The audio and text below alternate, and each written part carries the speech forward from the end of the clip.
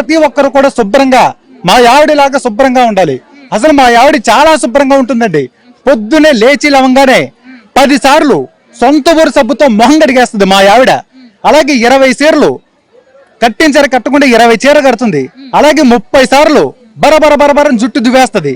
పెళ్ళైన కొత్తలో మా ఆవిడ జుట్టు గుర్రం తోకంత ఉండేది, ఇప్పుడు ఎలక తోకలు అయిపోయింది, జుట్టు దువ్వి దువ్వి ఊడిపోయింది.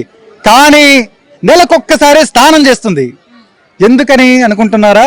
నీటి పొదుపు. ఎలా ఉండాలండి? ఎలా ఉండకూడదు. ప్రతి ఒక్కరు కూడా మా ఆవిడలా ఉండాలి. అసలు మా ఆవిడ నేను ఇప్పటికీ ఇంటికి వెళితే గాని భోజనం చేయదండి.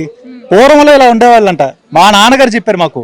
అసలు భర్త ఎక్కడైనా పని నుండి బయటకు వెళ్తే మా ఆయనగారు రావాలి, ఆయన తిన్న ఎంగిలి కంచలో భోజనం చేయాలని చెప్పి పూర్వంలో ఆడవాళ్ళు ఎదురు చూసేవారు. కానీ ఈ రోజుల్లో అలా లేదు. ఈ రోజుల్లో భర్త ఎక్కడైనా పని నుండి బయటకు వెళ్ళి ఇంటికి వస్తే అప్పుడే వచ్చేసావా, ఎవరిని? భర్తనే. ఆగాగు, ఒక్క 5 నిమిషాలు ఆగు, టీవీలో మొగల రేకుల సీరియల్ అయిపోతుంది, ఒక్క నిమిషం నీకు వండుతాను ఉండని చెప్పి అలా